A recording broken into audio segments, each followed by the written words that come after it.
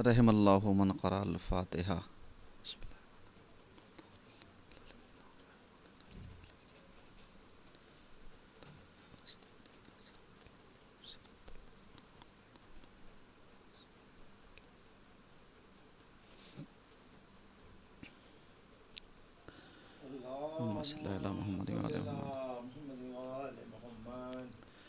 ला हौला वला कुव्वता इल्ला बिल्लाहिल अलिय्यिल अज़ीम।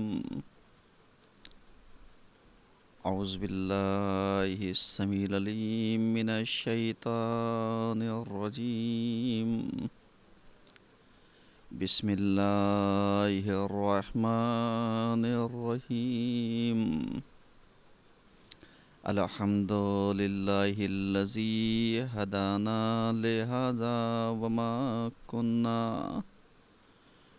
लिनहतदिया लौला अन हदानल्लाह। लक़द जाअत रुसुलु रब्बिना बिल हक़ वस्सलातु वस्सलाम व तहिय्यतु वल इकराम अलन नबिय्यिल उम्मिय्यिल क़ुरैशिय्यिल मक्किय्यिल मदनिय्यिल हाशिमिय्यिल अब्तही अर्रसूलिल मुसद्दक़ अल महमूदिल अहमद अबिल क़ासिम मुहम्मद सल्लल्लाहु मुहम्मद व आले मुहम्मद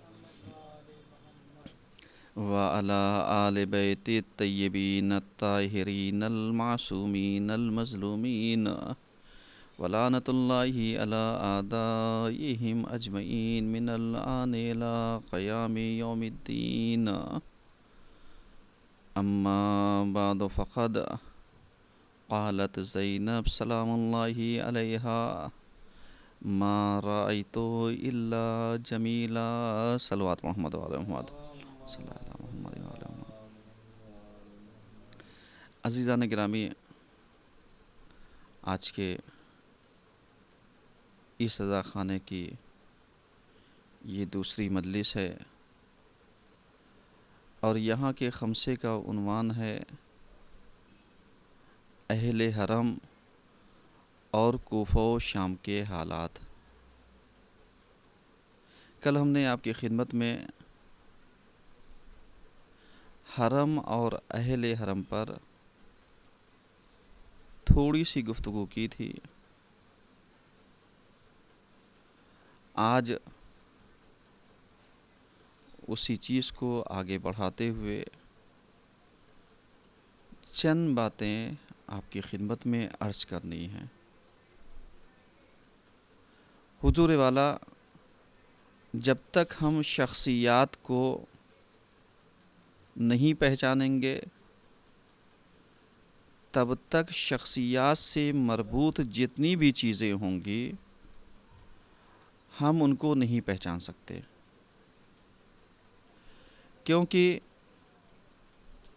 अगर हम शख्सियात को पहचानना भी चाहें, जानना भी चाहें, देखना भी चाहें, लेकिन अगर हमारी ऐनक तासुब से लबरेज होगी, हिसादत की शिकार होगी या कीना से लबरेज होगी, तो फिर हमें वाक़इयत और हकीकत नज़र नहीं आएगी। क्योंकि अली और औलाद अली के साथ ऐसा ही हुआ है। जैसे अगर आपके जहन में हो तो कल हमने अर्ज़ किया था कि जब सवाल किया गया कि तुम मुझे क्यों कत्ल करना चाहते हो, तो जवाब यही था ले बुग़्ज़े अबीक, हम तुमको तुम्हारे बाप के बुग़्ज़ में मारना चाहते हैं। यानी करबला ने इस चीज़ को क्लियर कर दिया, वरना पहले लोग हसूदी थे, लोगों के अंदर कीनातूज़ी थी, लेकिन आ करके जो इजहार की आखिरी हद होती है, किसी की जान की बाजी लगा लेना और किसी को कत्ल कर देना, किसी के जान को दर पे लग जाना या किसी की जान ले लेना, ये आखिरी हद होती है जो आकर के करबला में नुमायां हुई। अब जब इन शख्सियात से इतना हसद होगा, इतना जलन होगा, इतनी ज़्यादा इंसान दुश्मनी रखेगा, तो फिर जो इनके हरम होंगे, जो इनसे वाबस्ता अफराद होंगे, जो इनसे मुताल्लिकीन होंगे, उनसे भी हसद कम नहीं किया जाएगा, उनसे भी हसद ज़्यादा ही किया जाएगा। और हसद की अगर मंजिल देखना चाहते हैं तो आप अंदाज़ा लगा सकते हैं कि करबला में अगर किसी का झगड़ा किसी से था, किसी का इख्तलाफ किसी से था, तो जो छोटे छोटे बच्चे थे इनके ऊपर पानी का बंद करना, इनको भूखा और प्यासा रखना, इनको बराबर की सज़ा में शरीक करना, ये कौन सा जवाज़ था? इसका मतलब ये था कि ये जो मुताल्लिकीन थे हसद करने में, उनसे भी इन्होंने रवादारी नहीं की। अब जब रवादारी नहीं की तो अब हम बाद शहादत हुसैन ये तवक्को कर लें कि साहब ये आकर के अहले बैते हरम के साथ नरमी करेंगे, नरमी से पेश आएंगे, अच्छा सलूक करेंगे। क़तअन ऐसा नहीं हो सकता। क्यों? इसलिए कि इनके हसद और इनकी जलन इतने उरूज पर है कि ये तो फातिहाना अंदाज अपना करके कूफा और शाम में ऐसे जा रहे थे कि जैसे मालूम दे कि इन्होंने बहुत बड़ा महाज फतह कर लिया हो। जबकि हकीकत ये है कि अगर हमारी लड़ाई बिलफर्ज हुसैन से थी, बैयत हुसैन से मांगी थी, बच्चों से नहीं मांगी थी, बैयत हुसैन से मांगी थी, औरतों से नहीं मांगी थी। तो जब मसला हुसैन का था, तुमने शहीद कर दिया, वहीं पर तुम्हारा मसला ख़त्म हो जाना चाहिए था कि साहब औरतों के साथ कोई नारवा सलूक नहीं होगा, ख़वातीन के साथ कोई बदसलूकी नहीं होगी, बच्चों के साथ कोई ज़्यादती नहीं होगी, इनके साथ कोई ऐसा सलूक नहीं किया जाएगा जो इंसानियत को शर्मसार कर दे। लेकिन क्या ऐसा हुआ? नहीं। ये हमारे लिए और आपके लिए लम्हे फ़िक्रिया है कि ऐसा क्यों नहीं हुआ। भाई बैयत तलब करने वाला और बैयत मांगने वाला, ये दो के बीच की लड़ाई थी। और इत्तेफाकन हम कहते हैं लड़ाई, जबकि हकीकत यह है कि वाक़ई करबला के बाद हम लड़ाई कहते ही नहीं, हम तो यही कहते हैं कि साहब मुहर्रम आता है तो हम हुसैन की मज़लूमियत को आम करते हैं कि वहाँ पर जुल्म हुआ। लड़ाई तो ही नहीं। लड़ाई होने का मतलब यह था कि जब बराबर की फ़ौजें बराबर से लड़ती, इजाज़त कहाँ मिली? सबसे बढ़ के सिपह सालार को नहीं मिली। इसका मतलब क्या था? इसका मतलब कहीं ना कहीं मंशा लड़ाई नहीं था। तो जब लड़ाई नहीं था तो इन यजीदियों ने सलूक कैसा किया? भाई अगर बैयत हम मांगने वाले, आप बैयत देने वाले, और अगर आप ने बैयत को टाल दिया, हमारे आपके दरमियान इख्तलाफ रहा, मिसाल दे रहा हूँ सिर्फ। अब अगर कोई जुल्म कर जाए तो अब मसला वहीं पर शांत हो जाना चाहिए कि साहब ऐसा नहीं होना चाहिए। लेकिन औरतों और बच्चों तक इस बात का पहुंच जाना और इंसानियत को शर्मसार करना इस बात की दलील है कि मसला सिर्फ बैयत तक का नहीं था, बल्कि मसला कुछ और था। क्यों? इसलिए कि इनको यकीन था कि करबला में हमने कत्ले हुसैन कर दिया, सबको ज़िबा कर दिया, सबको शहीद कर दिया, तो हम फाते नहीं हैं।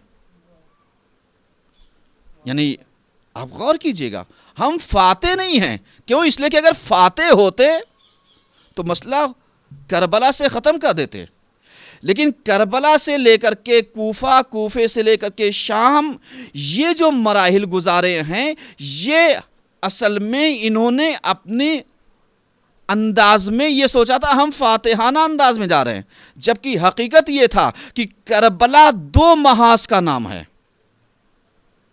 हुसैनियत दो महाज पे आकर के टिकती है। एक महाज का नाम हुसैनियत है, जिसे हम हुसैन कहते हैं, और एक महाज का नाम ज़ैनब है, ज़ैनबियत, जिसे हम ज़ैनब पे जाकर के टिकते हैं। तो अब इन्होंने यानी करबला में हुसैन को तो शहीद कर दिया, लेकिन जो दूसरा महाज था, दूसरा महाज भी ऐसा था कि जो अगर देखा जाए जिसका ताल्लुक बैयत से नहीं था कि साहब हम औरतों से बैयत ले लें, साहब हम बच्चों से बैयत ले लें, या ये शर्त कर देते कि साहब हम इनसे तो बैयत ले लेंगे, लेकिन इस शर्त पे इन्हें हम खाना पीना देंगे कि साहब अब हुसैन के बाद ये अपनी हार मान ले, हमारा कहना मान लें। लेकिन इन्होंने देखा कि मतलब 72 शहीद होने के बाद इनके अज़्मों में कहीं से झुकाव नहीं आया। गौर कीजिएगा, यानी अहले हरम को समझिए। हमारे और आपके नज़दीक अहले हरम कौन होते हैं? हम कहते हैं सिनफ़ नाजुक, सही है ना? अहले हरम कौन लोग शुमार होते हैं? ख़वातीन, बच्चे, बच्चियाँ, घर के अंदर रहने वाले, इन्हें हम हरम कहते हैं। और जो मुताल्लिकीन हो इन्हें कहते हैं अहले हरम। अब यहाँ पर कमाल ये है कि यजीद हारा कहाँ से? वो यहीं से हारा कि जो सबसे ताकतवर थे उनको तो तुमने मैदान में पछाड़ दिया, मतलब शहीद कर दिया, और जिनको सबसे कमज़ोर समझा गया था वो इतने ज़्यादा मजबूत निकले कि मालूम दिया 3 दिन की भूख और प्यास बर्दाश्त करने के बावजूद, अजीज़ो अकारिब की शहादत देखने और देने के बावजूद जनाब ज़ैनब का जलाल और रुतबा और मर्तबा इतना ज़्यादा बढ़ता गया कि जनाब ज़ैनब ने परवरदिगार की बारगाह में सजदे शुक्र किया, और सजदे शुक्र इस एतबार से किया कि परवरदिगारा तू मेरी इस कुर्बानी को कबूल कर लेना। अब समझिएगा कि जनाब ज़ैनब ने दुआ की, परवरदिगारा कबूल कर लेना। अब अगर 72 लाशें देखने के बावजूद और उन लाशों में वो भाई हो कि जिनको 24 घंटे ज़ैनब अगर ना देखें तो आपको करार नहीं आएगा। और शादी के मौके पर शर्त भी ऐसी रखी कि साहब अब्दुल्ला, शादी उस वक्त होगी कि तुम ज़ैनब को 24 घंटे में अगर ये हुसैन के पास आना चाहे तो रोकोगे नहीं, यानी ये शर्त थी। ईमानदारी से बताइए, वो बहन जो अपने भाई से इतनी मोहब्बत करती थी, वही बहन अपने भाई की शहादत के बाद, शहीद हो जाने के बाद, उसको तो इतना टूट जाना चाहिए था कि ज़ैनब खुद कमज़ोर हो जाती, नहीफ हो जाती, नातमान हो जाती।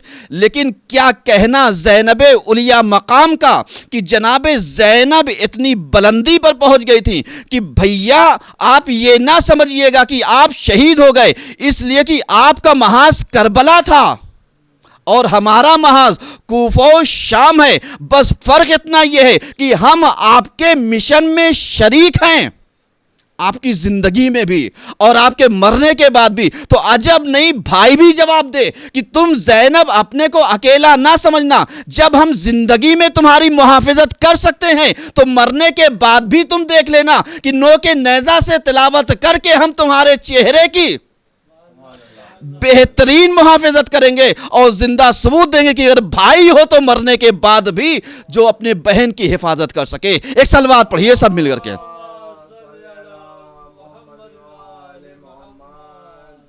आप गौर कर रहे हैं? यानी इंसान क्या सोचता है? इंसान ये सोचता है साहब औरतें तो नाजुक होती हैं, नातमान होती, इनसे होगा क्या। लेकिन कभी आप देखिए, गौर कीजिए, अहले हरम 3 दिन के भूखे प्यासे, सही है, और करबला के शहीद 3 दिन के भूखे प्यासे। बस फर्क इतना यह है कि औरतें खैमा गाह में और मर्द मैदान कारजार में, इतना ही तो फ़र्क है। और बकिया गिरिया करना, गिरियो बुका करना, सारी चीज़ें करना बराबर की शरीक है। किस पर ज़ैनब ने गिरिया नहीं किया? किस पर ख़वातीन ने गिरिया नहीं किया? आप गौर कर रहे हैं? यानी अहले हरम के किरदार को आप समझिएगा। और उसके बाद जो हमने कल अर्ज किया था आपकी खिदमत में कि जनाब ज़ैनब के लिए सबसे बड़ा मसला जो था वो यही था कि वो जिस शहर की, कूफे की शहजादी रही हों, कम से कम दुनियावी एतबार से बाबा के दौरान हुकूमत 5 साल शहजादी रही हों, वहाँ पर एक कैदी बन करके जाना ज़ैनब के लिए बहुत बड़ा मरहला था। लेकिन जनाब ज़ैनब का अज़्म देखिए, इरादा देखिए, जनाब ज़ैनब का रोब और जलाल देखिए। जलाल भी कितना कि मालूम दिया, तारीख कहती है कि मतलब जब आप कूफे में वारिद हुई हैं तो कूफी तालियां बजा रहे थे, शोर कर रहे थे, खुल कर रहे थे। क्यों कर रहे थे? ताकि कैदियों की तरफ से अगर कोई बात करना चाहे तो ना कर सके, पता ना लगाया जा सके ये कैदी हैं कहाँ के, ये असीर हैं कहाँ के। लेकिन आप जानते हैं, ये ना समझिएगा ज़ैनब के अंदर जलाल नहीं था। जलाल भी था और फिजा पे कंट्रोल भी था। क्यों? इसलिए कि वो कूफी जो शोर मचा रहे थे, खुशी के शादमाने मचा रहे थे, जैसे ही जनाब ज़ैनब ने कहा खामोश हो जाओ तुम लोग, अब इनकी आवाज में वो कैफियत थी कि पूरा शोर मचाता मजमा एकदम खामोश हो गया। अब जब जनाब ज़ैनब ने, जो कूफी सोच रहे थे कि हमने साथ नहीं दिया, हमने फला नहीं किया, अब ये जो कैदी है ये हमारा क्या कहेगी, क्या बिगाड़ेगी, हमें क्या कहेगी। इसलिए कि अगर हमने बेवफाई की है तो ये तो खुद ही लूटी हुई हैं, ये तो खुद ही इनके रसन बस्ता हाथ है, ये तो खुद ही कैदी बना करके आई हुई हैं।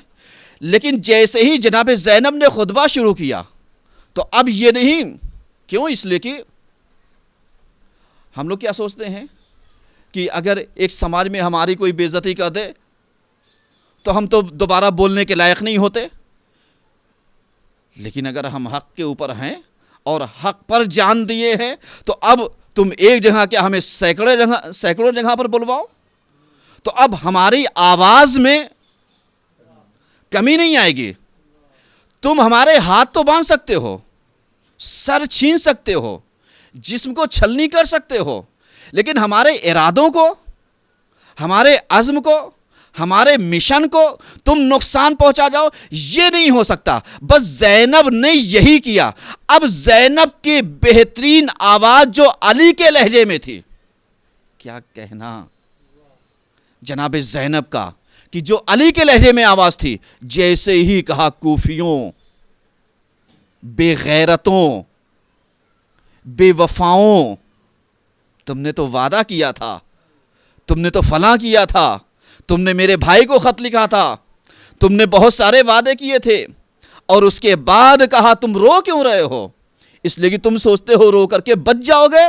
तो कसम खुदा की तुम्हारा रोना काम नहीं आएगा, इसलिए कि मगरमच्छ के आंसू और होते हैं और घड़ियाली आंसू और होते हैं। और उसके बाद जनाब ज़ैनब ने, आप जानते हैं, इसलिए कि यजीद क्या सोच रहा था, शिम्र क्या सोच रहा था, लश्कर यजीद क्या सोच रहा था कि जब हम इन्हें कैदी बना करके लेकर के जाएंगे तो ये बोल नहीं सकती, ये तकल्लुम नहीं कर सकती, ये गुफ्तगू नहीं कर सकती।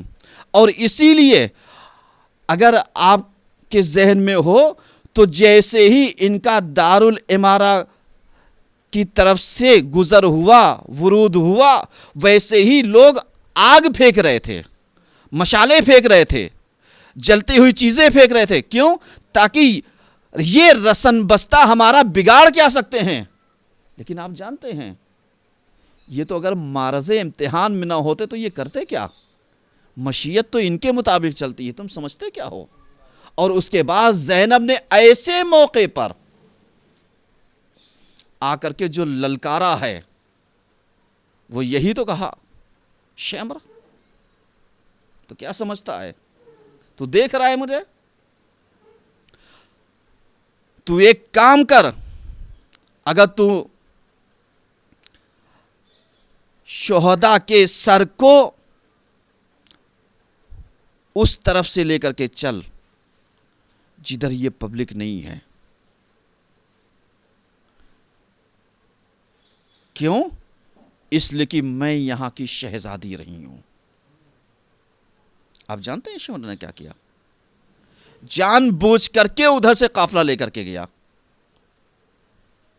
जिधर महल्लात थे, जिधर लोगों का हुजूम था, जिधर तमाशाई थे, जिधर तमाशा बीन थे, जिधर वो किराए के लोग लाए गए थे, वो बेदीन लाए गए थे कि जिनको दीन से कोई मतलब नहीं था, उधर से गुजारा। और ये सोचा ज़ैनब जो हैं टूट जाएंगे, शिकस्त खुदा क्या करेंगे। तो ये तो ज़ैनब थी जिन्होंने खुतबा दिया था, जिन्होंने पूरे मजमे को ललकारा था। और आप जानते हैं जनाब सकीना इतना आसान नहीं है जनाब सकीना को भी समझना, क्योंकि जनाब सकीना के सिर्फ बैन में हम लोग उलझ करके रह गए। कभी जनाब सकीना की गुफ्तगू, ऐसा नहीं कि किसी ने गुफ्तगू नहीं की है, गुफ्तगू की है और मारिफ, मार्फत, और ये बता दिया है कि हम किस खानदान के हैं, ये बता दिया कि हम किस घराने के हैं। क्यों? इसलिए कि मौजू ही यही है, अहले हरम और कूफो शाम के हालात। अगर एक अक्लमंद इंसान जनाब सकीना को समझना चाहे तो वो उसी वक्त समझ लेता कि जब शाम गरीबा आई थी। क्यों? इसलिए जब खैमे जल रहे थे, देखिए मैं मसाइब नहीं पढ़ रहा हूँ, लेकिन मसाइब से फ़ज़ाइल का इस्तिखराज कर रहा हूँ, निकाल रहा हूँ, आपकी खिदमत में पेश करना चाह रहा हूँ। क्यों? ताकि आप समझिए इस चीज़ को कि जनाब ज़ैनब की ये भतीजी जब आग लगी और उसके बाद आप जानते हैं खैमों से सब इधर उधर बिखरे, तो जनाब सकीना, हमीद इब्ने मुस्लिम रावी है, वो यही कहता है कि मैंने देखा एक बच्ची निकली, बच्ची ने कुछ सवालात किए और मैंने बच्ची को देखा कि उसके दामन जल रहा है, मैंने सोचा बुझा दूं। आप समझ रहे हैं? सोचा बुझा दूं। बच्ची ने कहा खबरदार हाथ ना लगाना, हम सैदानी हैं। इसका मतलब क्या था? इसका मतलब यह था कि सैदानियों को, अहले हरम को, इनके बच्चों को तुम पहचानो ताकि तुम्हें मार्फत हासिल हो जाए कि जिनके घराने के 3-4 साल के बच्चे इतने बामार्फत होते हैं कि कानों के लवों से खून बहता हो, हाथ ना लगाने दें, दामन जल रहा हो, किसी को बुझाने ना दें। और उसके बाद जब कहा तुम इतना रहम कर रहे हो तो सिर्फ इतना बता देना कि नजफ का रास्ता किधर है। इसका मतलब क्या था? इसका मतलब यह था कि जब भी मुसीबत पड़ेगी तो मैं अपने दादा से जाकर के बयान करूंगा। जनाब सकीना ने यही कहा मुझे नजफ का रास्ता बता दे। इसका मतलब क्या हुआ? इसका मतलब यह था कि ये लोग सोच रहे थे कि अगर असबाब, माल, मनाल, सारी चीजें हम छीन लेंगे तो हम कामयाब हो जाएंगे, लेकिन सारी चीजें छीनने के बावजूद, खैमा जलाने के बावजूद, चादरें छीनने के बावजूद, इनके अज़्म में, इनके इरादों में, इनके मिशन में किसी चीज में कमी वाक़ई नहीं हुई। और अगर कमी वाक़ई होती तो ये मुमकिन नहीं था। क्यों? इसलिए कि ये उन घरानों के परवदा थे कि प्यास पे भी इतना कंट्रोल था कि पानी सामने है, नहीं पीना। क्यों? इसलिए कि सब प्यासे हैं। इतना कंट्रोल। इसके बावजूद भी अगर आप मुलाहिजा फरमाएं तो जो रिवायत कहती है जनाब सकीना के बारे में कि भाई, एक रिवायत कहती है कि हुर की ज़ौजा दाना और पानी ले आई तो एक सवाल जनाब सकीना ने जनाब ज़ैनब से किया, जो रिवायतों में है वो यही कि मतलब आपने मुझे क्यों दिया पानी? कहा तुम सबसे छोटी। अब सबसे छोटी, इसका मतलब क्या हुआ? इसका मतलब बच्ची की समझदारी का आप अंदाजा लगाइए। ये मसाइब से देखिए फजाइल पढ़ो कि समझदारी का अंदाजा लगाइए कि वो बच्ची देख रही है कि क्योंकि मैं इस कारवान में छोटी हूं लिहाजा मुझे पानी दिया गया, तो फौरन इसने यही कहा कि मुझसे छोटा भी कोई है। इसका मतलब क्या था? इसका मतलब यह था कि प्यास के ऊपर भी कंट्रोल है, भूख के ऊपर भी कंट्रोल है, तिश्नगी के ऊपर भी कंट्रोल है। हम उस वक्त तक पानी नहीं पिएंगे जब तक मेरा छोटा भाई सैराब नहीं हो जाएगा।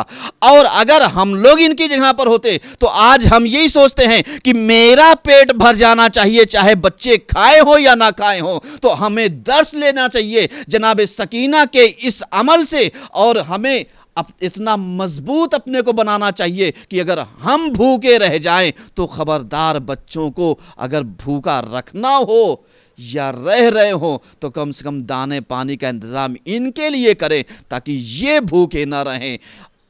ये समझदारी से काम ले। क्यों? इसलिए कि ये अहले हरम है। आप गौर कर रहे हैं? यहां तक मैं आपको लेकर के आया। अब उसके बाद आप जरा सा बताइए, सहेल बिन साइदी आता है, सवाल करता है जनाब सकीना से, कहता है बीबी मैं आपके लिए कुछ कर सकता हूं? कहा हाँ, अगर तुझे कुछ करना है एक काम कर दे, ये जो सर लेकर के चल रहे हैं ना, इनसे कह दो ये और आगे आगे से चलें। कहा क्यों? कहा इसलिए कि अगर सर आगे आगे होगा तो जो देखने वाले होंगे वो उन सरों की तरफ होंगे और हमारा ये कारवां गुजर जाएगा। मंतिक देखिए, लॉजिक देखिए। अब जरा सा आप सोचिएगा, कभी आप देखिए 9 मुहर्रम 10 मुहर्रम का जुलूस जब हमारे यहाँ निकलता है तो अलम हमें कहां पर नजर आता है? एकदम आगे आगे। दस्ता कहां पर होता है? एकदम पीछे होता है। क्यों होता है? ताकि दूर से अगर कोई देखे तो कम से कम उसे यह पता रहे कि ये अलम और कारवान किसका आ रहा है। समझ रहे? और दूर से पता लग जाएगा कि ये हुसैनियों का कारवान आ रहा है दूर से। और उसके बाद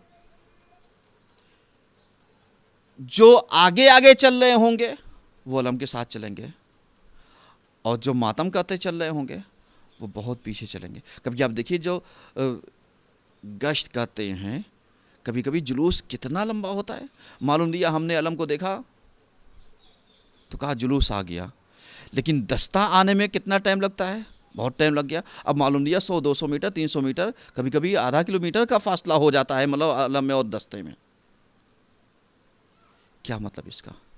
इसका मतलब यही है कि तुमने कौमों को तो देखा होगा, लेकिन शरीफ कौमों को नहीं देखा होगा।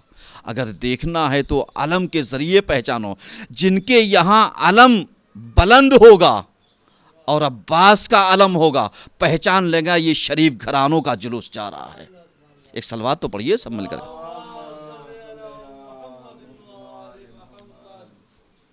आप गौर कर रहे हैं? और ये सहल बिन साइदी जो था, ये जब आगे आया है, ये इसलिए पढ़ रहा हूँ ताकि आपको मालूमात रहे।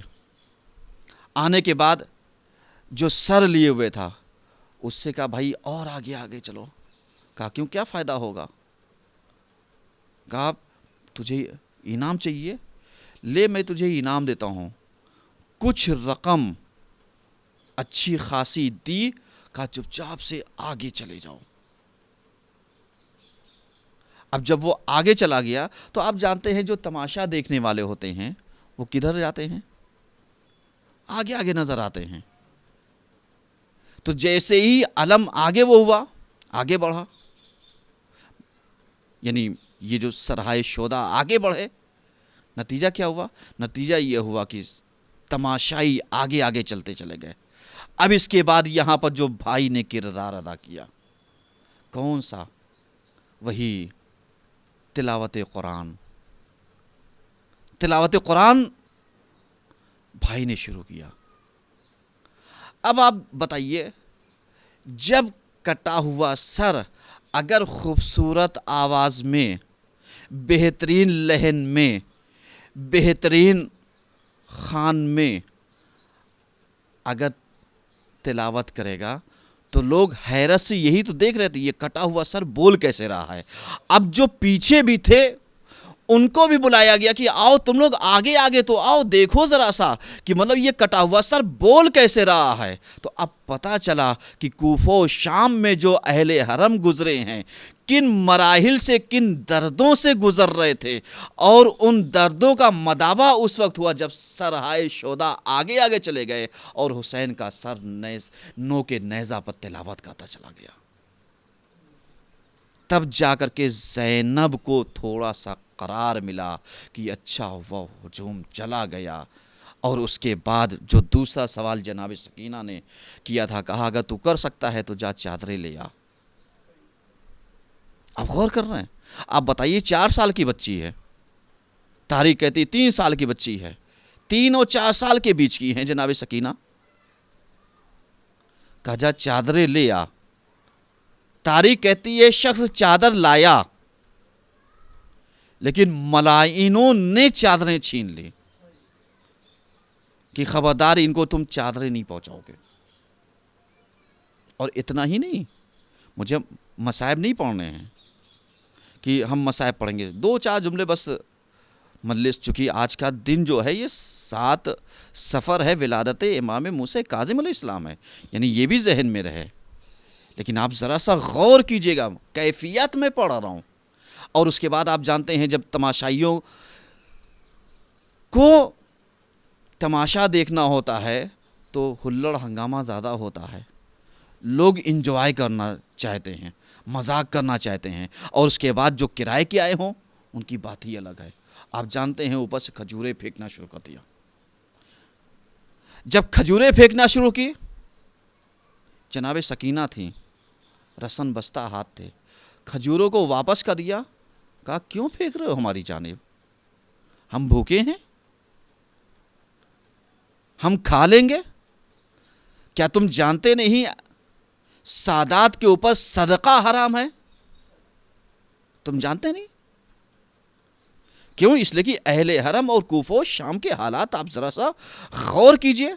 तो आप जानते हैं जब जनाब सकीना ने यह कहा कि हम अहले हरम हैं, हम सादात हैं, तो छत पर बैठी हुई एक खातून उतर आई। कहा लगता है ये शरीफ घराने के हैं। अब जब शरीफ घराने का के हैं तो उतर आई। कहा बीबी हाथ जोड़ती हूँ। यानी अभी जो छत के ऊपर बैठे हुए तमाशाई थे, जो खजूरें फेंक रहे थे, जो ईंटें फेंक रहे थे, जो आग फेंक रहे थे, जो तौहीन कर रहे थे, जो सारी चीज़ें ऐसी अंजाम दे रहे थे जो अज़ियतनाक हो, लेकिन जैसे ही जनाब सकीना ने कहा तुम्हें पता नहीं हम अहले हरम हैं, हम शरीफ घराने के हैं, तो अब जब वो उतर करके आई तो हाथों को जोड़ा, कहा ये बता दो किस ख़ानदान के हो, किस जगह के हो।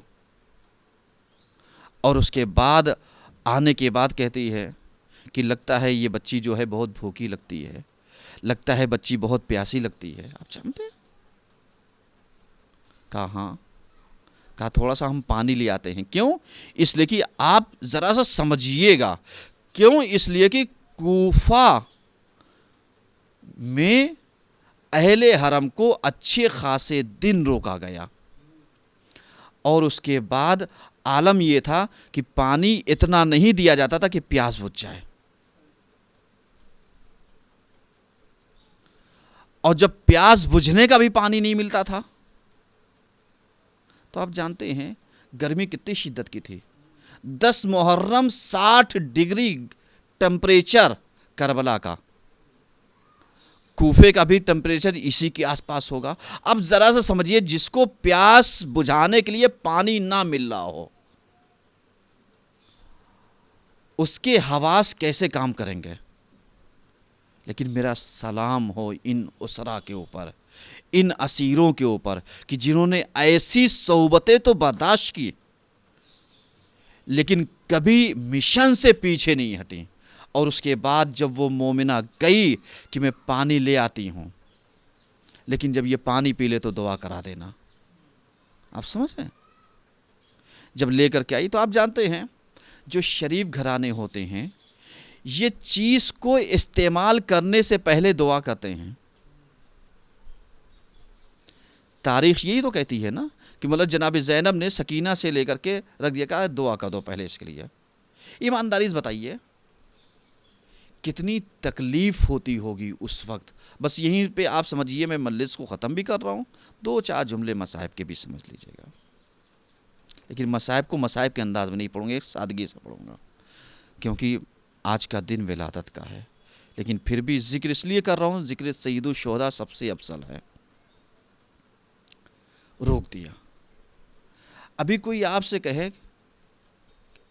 कि जैसे तुम लोग यतीम हुए हो ऐसे कोई ना हो, ईमानदारी से बताइए क्या बीतेगी। ये वो नफ्सियाती जुमला था कि ज़ैनब ने कैसे बर्दाश्त किया होगा मैं नहीं जानता, और सकीना को कैसे बाबा याद आया होगा मैं नहीं बता सकता। इसलिए कि बाबा का सीना याद आ गया होगा जब कहा होगा कि तुम ऐसे जैसे यतीम हुए हो ऐसे मेरे बच्चे यतीम ना हो। सलाम हो मेरा ज़ैनब पर, सलाम हो मेरा सकीना पर, सलाम हो मेरा रुक़ैया पर, सलाम हो मेरा उम्मे कुलसूम और तमाम बीवियों के ऊपर।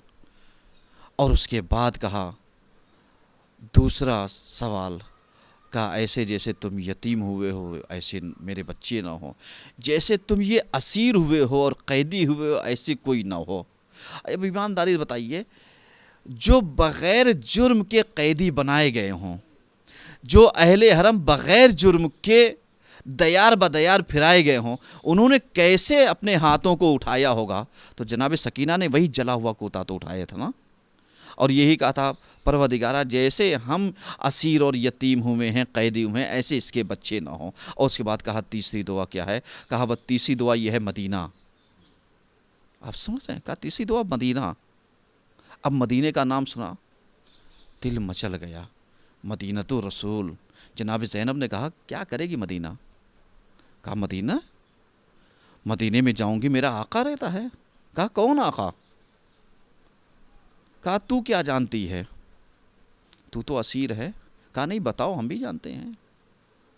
कहा मदीने में बनी हाशिम को जानती? कहा हाँ जानते हैं। कहा बनी हाशिम में किसको जानती है? कहा अहले बैत को जानते हैं। कहा अहले बैत में किसको जानती है?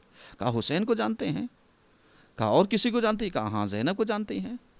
अब जब इतनी बातें हुई तो आप ज़रा सा बताइए कि जो सामने असीर हुआ हो, जो सामने कैदी हो और वो ख़ुद इतना लुटा हुआ, इतने हालात से दो चार हो, उससे कोई पूछे कि हम मदीना इसलिए जाएंगे ताकि हुसैन की ज़ियारत कर लें, ताकि ज़ैनब की ज़ियारत कर लें, तो एक मरतबा जनाब ज़ैनब ने यही तो कहा था, उम्मे हबीबा तुमने ना पहचाना, वो जा देख तेरे आका हुसैन का सर आगे आगे है। और उसके बाद जब पलटा तो कहा देख ये शहज़ादी ज़ैनब है। तो अब उम्मे हबीबा ने अपना सब चादर एक तरफ वो रख दी और कहा कि वाय हो यजीद के ऊपर कि जिसने मेरे आका हुसैन को ज़िबा कर दिया, मेरी शहज़ादी ज़ैनब को असीर बना दिया। वसयअलमुल्लज़ीना ज़लमू अय्य मुनक़लिबी यनक़लिबून इलाही बिहक़्क़ि ज़हरा व फ़ातिमता व अबीहा व बालुहा व बनुहा। परवरदिगारा हमारी इस कलील सी इबादत कबूल फरमा लेना। परवरदिगारा हमारे इन आंसू को रुमाल सीधा में जगह इनायत फरमा देना। परवरदिगारा हमारे इन आंसू तो फैले में जितने भी मोमिन मोमिनात यहाँ पर मौजूद हैं, वो लोग जो ऑनलाइन देख रहे हैं, परवरदिगारा सबको इस महामारी से, मुसीबत से, बला से, कोरोना वायरस से, जैसे आफात और मुसीबत से महफूज फरमा देना। परवरदिगारा जहाँ कहीं भी शियाने हैदर करार मौजूद हैं, आज़ादारी कर रहे हैं, परवरदिगारा इनकी जान माल इज़्ज़त आबरू की हिफाजत फरमा देना। परवरदिगारा हमारे इमाम के ज़हूर में तालीता फरमा और हम सबको उनके आवान व अंसार में शुमार फरमा। अल्लाहुम्मा सल्ली अला मुहम्मद व आले मुहम्मद।